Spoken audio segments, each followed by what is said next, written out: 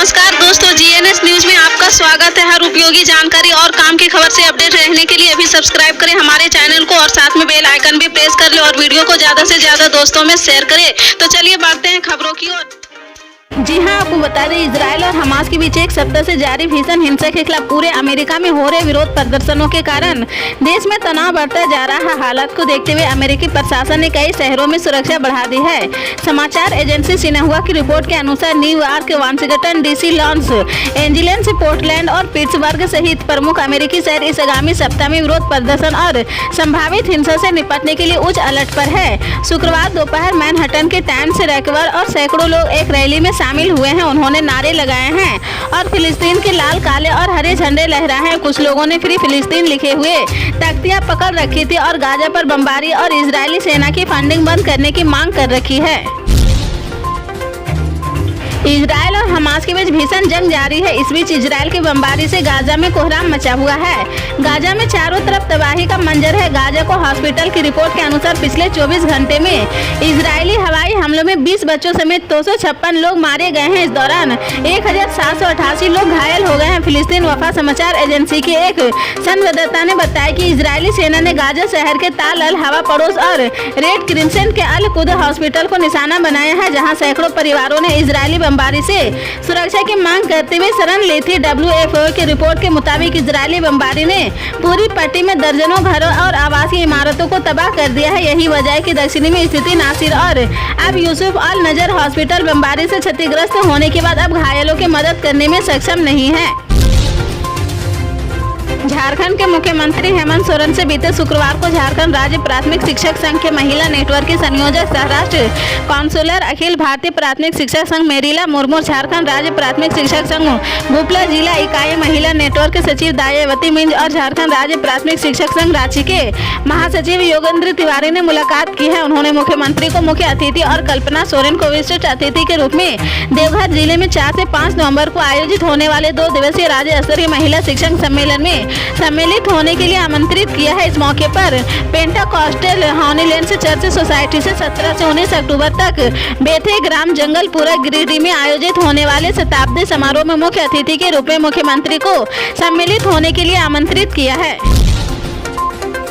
दुर्गा पूजा के अवसर पर सरकार ने स्कूलों में 10 दिन के अवकाश की घोषणा की है। ओडिशा सरकार ने दुर्गा पूजा के अवसर पर 20 अक्टूबर से स्कूलों में 10 दिन की छुट्टी की घोषणा की है। एक अधिसूचना में यह जानकारी दी है। माध्यमिक और प्रारंभिक शिक्षा निदेशालय द्वारा शुक्रवार को जारी अधिसूचना के मुताबिक सभी स्कूल 29 अक्टूबर तक बंद रहेंगे।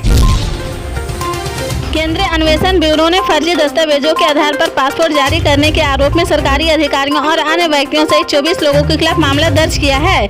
अधिकारियों ने शनिवार को यह जानकारी दी है। उन्होंने बताया कि सीबीआई इस मामले में पश्चिम बंगाल और गंगाटोक में 50 स्थानों पर छापेमारी भी की है। अधिकारियों के मुताबिक सीबीआई ने गंगाटोक में तैनात एक अधिकारी और एक बिचौलिए को हिरासत में भी लिया है। उन्होंने कहा कि गैर निवासियों सहित अयोग्य व्यक्तियों की कथित तौर पर रिश्वत लेकर जाली दस्तावेजों के आधार पर पासपोर्ट जारी करने के मामले में दर्ज की गई प्राथमिकी 16 अधिकारियों सहित 24 व्यक्तियों के नाम शामिल है। अधिकारियों के अनुसार कोलकाता, सिलीगुड़ी, गंगाटोक और अन्य स्थानों पर छापे मारे जा रहे हैं। दिल्ली दुग्ध योजना ने शनिवार से दूध की आपूर्ति नहीं होगी। दूध में मिलावट आए जाने के बाद भारतीय खाद्य संरक्षा एवं मानक प्राधिकरण की क्षेत्र इकाई ने दिल्ली दुग्ध योजना के लाइसेंस रद्द कर दिया है। बताया जा रहा है कि DMS दूध में कास्टिक सोडा पाया गया है। इस मामले में शुक्रवार को आदेश जारी हुआ है, जिससे कहा गया है कि DMS से किसी भी प्रकार से दूध का उत्पादन नहीं करेगा और न ही इसकी बिक्री करेगा। महाराष्ट्र में मराठा समुदाय को आरक्षण देने का मुद्दा केंद्र में लाने वाले एक्टिविस्ट मनोज जारंगे ने शनिवार को धमकी दी है कि अगर 24 अक्टूबर तक सरकार नौकरियों और शिक्षा में कोटा देने में विफल रहती है तो वह अपना विरोध प्रदर्शन तेज करेंगे। जलाना जिले के अंतर वाले सराटी गांव में जुटी भारी भीड़ को संबोधित करते हुए जारंगे ने कहा कि 24 अक्टूबर के बाद या तो मेरी शव यात्रा निकलेगी या समुदाय की जीत का जश्न मनेगा। जारंगे पहले आने पिछड़ा वर्ग श्रेणी के तहत मराठा समुदाय को आरक्षण देने की मांग को लेकर गाँव में भूख हड़ताल पर थे। उन्होंने CM एकनाथ शिंदे द्वारा उनसे मुलाकात करने और उनकी मांग पूरी करने का आश्वासन देने के बाद 14 सितंबर को 70वें दिन अपना अनशन समाप्त कर दिया था। जारंगे ने मराठा समुदाय के लिए आरक्षण लागू करने वाले वास्ते कदम उठाने के लिए शिंदे सरकार को 40 दिन की समय सीमा दी थी। इजराइल और हमास के बीच जारी जंग के बीच एयर इंडिया ने एक बड़ा फैसला लिया है। विमान कंपनी एयर इंडिया ने आगामी 18 अक्टूबर तक के लिए तेल अवीव को सभी फ्लाइटों को रद्द कर दिया है। एयर इंडिया के अधिकारी ने न्यूज एजेंसी पीटीआई को बताया कि वह कैरियर आवश्यकताओं के आधार पर भारतीय नागरिकों को वापस लाने के लिए चार्टर उड़ानें ऑपरेट करेगा। इससे पहले एयर इंडिया ने 14 अक्टूबर तक इजराइल के आर्थिक केंद्र तेल अवीव से संचालित होने वाली उड़ानों को निलंबित कर दिया था। गौरतलब है कि आमतौर पर एयर इंडिया राष्ट्रीय राजधानी नई दिल्ली से तेल अवीव के लिए हफ्ते में 5 उड़ानें में संचालित करती है। यह सेवा सोमवार, मंगलवार, गुरुवार, शनिवार और रविवार को चलती है। इजराइल से भारतीय नागरिकों को वापस लाने के लिए शुरू किए गए हैं। ऑपरेशन अजय के तहत भी एयरलाइन ने 2 उड़ानें संचालित की है। पंजाब में आम आदमी पार्टी ने बड़ा कदम उठाया है। पंजाब के सभी ब्लॉक इंचार्ज और सर्कुलर इंचार्ज के पदों को तुरंत प्रभाव से भंग कर दिया है। जल्दी संगठन में विस्तार होगा और नए पदाधिकारियों की नियुक्ति की जाएगी। गौरतलब है कि आपने लोकसभा चुनाव 2024 को लेकर तैयारी शुरू कर दी है। इसी क्रम में आपने अगस्त महीने पंजाब में 3 लोकसभा क्षेत्रीय प्रभारी और 9 जिला प्रभारी की नियुक्ति की थी। नेशनल जनरल सेक्रेटरी संदीप पाठक, सीएम भगवंत मान और स्टेट वर्किंग कमेटी अध्यक्ष बुधराम की सूची जारी की गई थी। सूची के अनुसार लुधियाना लोकसभा क्षेत्र से दीपक बंसल, जालंधर लोकसभा क्षेत्र से अश्विनी अग्रवाल और फिरोजपुर लोकसभा क्षेत्र से जगदीश सिंह बाम को प्रभारी बनाया गया था।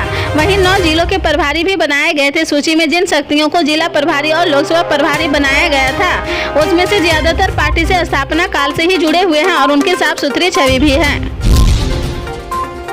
धनखर आवास से निराश होकर वापस लौटी आंगनबाड़ी कार्यकर्ताओं ने अपनी मांगों को ज्ञापन झज्जर की विधायक और पूर्व शिक्षा मंत्री गीता भुक्कल को उनके आवास पर जाकर सौंपा है। पूर्व शिक्षा मंत्री ने आंगनबाड़ी कार्यकर्ताओं की मांग को बड़े ध्यान से सुना है और उसे विधानसभा में एक बार फिर जोर शोर से उठाने का आश्वासन दिया है। पूर्व शिक्षा मंत्री ने कहा कि उन्होंने और उनकी पार्टी के मुखिया पूर्व सीएम चौधरी भूपेंद्र सिंह हुड्डा आंगनबाड़ी कार्यकर्ताओं की मांग की पहले भी उठाया है। उन्होंने सरकार से अपील की है कि जो वादा आंगनबाड़ी कार्यकर्ताओं या फिर अन्य कर्मचारियों से सरकार ने किया था उसे जल्द से जल्द पूरा करे। लंबे समय से आंगनबाड़ी वर्कर से आशा वर्कर सहित अन्य विभागों के कर्मचारी अपनी मांगों को लेकर धरना प्रदर्शन कर रहे हैं, लेकिन सरकार ने उनकी मांग को अनसुना किया है। उन्होंने आंगनबाड़ी कार्यकर्ताओं की हाय लगने की बात भी अपने बयान में कही है। उन्होंने कहा कि आंगनबाड़ी वर्कर समय लेकर भाजपा प्रदेश अध्यक्ष ओम प्रकाश धनखड़ के आवास पर जा रहे थे और वहां उन्होंने अपनी मांगों का ज्ञापन सौंपा था, लेकिन पुलिस ने उन्हें बीच रास्ते में रोक लिया है। एमपी के सीएम शिवराज सिंह चौहान की मुश्किलें बढ़ सकती है। प्रदेश भर में लागू आचार संहिता की भी सोशल मीडिया पर उनका एक वीडियो वायरल हो रहा है जिसमें वे चुपके से उन महिलाओं के खाते में लाडली बहना योजना के पैसा डालने की बात खुले मन से कहते नजर आ रहे हैं। इस वीडियो को लेकर विपक्ष पूरी तरह से हावी हो गया है। वहीं माना जा रहा है कि चुनाव आयोग सीएम शिवराज के खिलाफ कार्रवाई कर सकता है। सीएम शिवराज का वीडियो वायरल हो रहा है, इसमें वे एक मंच पर कहते नजर आ रहे हैं कि लाडली बहना योजना का पैसा महिलाओं के खाते में वे चुपके से डालते रहेंगे। वीडियो सामने आने के बाद आचार संहिता के बीच उनके खिलाफ लाडली बहना योजना का प्रचार करने और संहिता का उल्लंघन करने का आरोप लग रहा है। कॉलेज और विश्वविद्यालय में पढ़ाई करने की चाहत रखने वालों के लिए खुशखबरी है। केंद्रीय माध्यमिक शिक्षा बोर्ड ने कॉलेज और विश्वविद्यालय के छात्रों के लिए स्कॉलरशिप की सेंट्रल सेक्टर स्कीम के लिए आवेदन शुरू होने की घोषणा की है। जो छात्र इस स्कॉलरशिप के लिए आवेदन करना चाहते हुए नेशनल स्कॉलरशिप पोर्टल के आधिकारिक वेबसाइट के माध्यम से आवेदन कर सकते हैं। पल पल के अपडेट जानने के लिए जुड़े रहें आप अपने GNS न्यूज चैनल से। मिलते हैं अगली बड़ी खबर के साथ, तब तक के लिए जय हिंद।